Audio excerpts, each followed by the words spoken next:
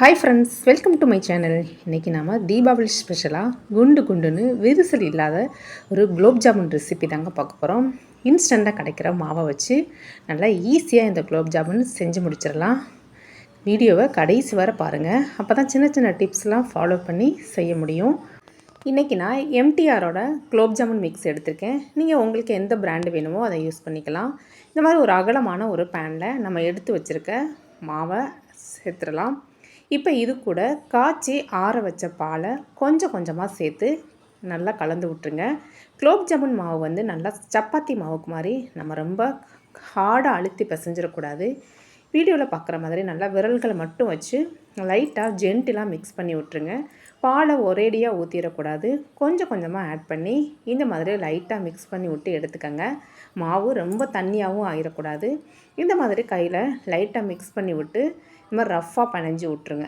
நம்ம கையில் எப்படி எடுக்கும்போது நல்லா பிசு பிசுன்னு கையில் ஒட்டி வரணும். இதுதான் கரெக்டான ஒரு ஸ்டேஜு. இந்த ஸ்டேஜில் இதை அப்படியே விட்டு இதை நாம் ஊற விட்டுறலாம். மாவு நல்லா ஊறி வரட்டும். இப்போ நாம் பாகு ரெடி பண்ணிடலாம். ஒரு பாக்கெட் குலோப் ஜாமுன் மிக்ஸுக்கு நீங்கள் 1/2 கிலோ சுகர் எடுத்துக்கோங்க. இந்த மாதிரி ஒரு பவுலில் அதை அளந்து எடுத்துக்கிறேன்.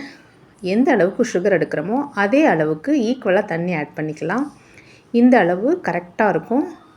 நல்லா நமக்கு இனிப்பும் நல்லா தித்திப்பாக இருக்கும். இப்போ இது கூட ஒரு 4 ஏலக்காயை இந்த மாதிரி தட்டி ஆட் பண்ணிக்கலாம். இதோட வாசனை நல்லாயிருக்கும். நம்ம சாப்பிடும்போது டேஸ்ட்டும் இதோட ஃப்ளேவரும் சூப்பராக இருக்கும். கண்டிப்பாக ஏலக்காய் ஆட் பண்ணிக்கோங்க. இது நல்லா கரைஞ்சி கொதித்து வரணும். பாகு பதெல்லாம் எதுவும் தேவையில்லை.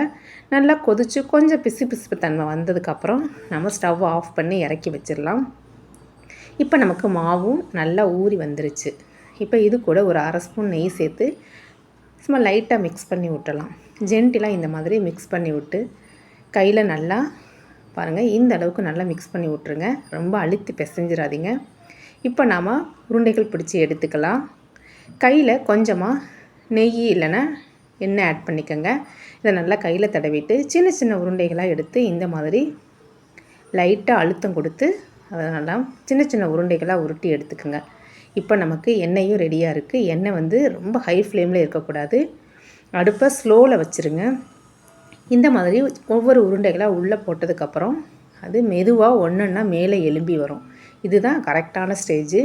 போட்ட உடனே மேலே எலும்பி வரக்கூடாது. ஏன்னா நமக்கு குலோப் ஜாமுன் சீக்கிரமாக செவந்து வந்துடும். பார்த்திங்கன்னா இப்போ பாருங்கள், மெதுவாக ஒன்றுன்னா மேலே எலும்பி வந்திருக்கு.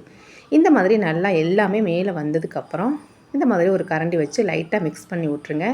அடுப்பை ஸ்லோ ஃப்ளேமில் வச்சு இதை நல்லா பொறுமையாக மெதுவாக குக் பண்ணி எடுத்தால் தான் இது எல்லாமே நல்லா ஈவனாக வெந்து அதோடய கலர்லாம் சேஞ்ச் ஆகி வரும். பாருங்கள், இப்போ ஓரளவுக்கு கலர் சேஞ்ச் ஆகிருச்சு.